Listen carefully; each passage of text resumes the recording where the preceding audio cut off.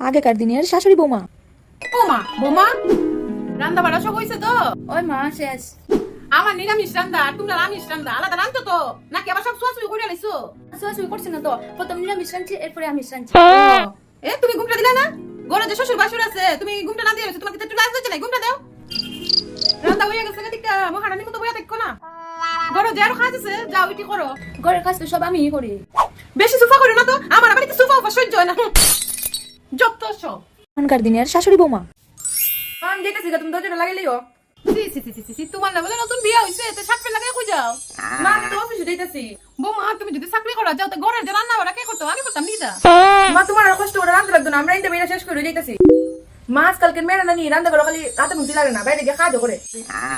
ওখানে দিনের মেয়েরা ঘরে বাইরে কিরম চলতে লাগে সব জানে। মা তুমিও ঘরে বুঝে না দিকে বাইরে একটা কাজ জোগাড় করে যা, দিক কাজ করলে মনটা ভালো থাকবো।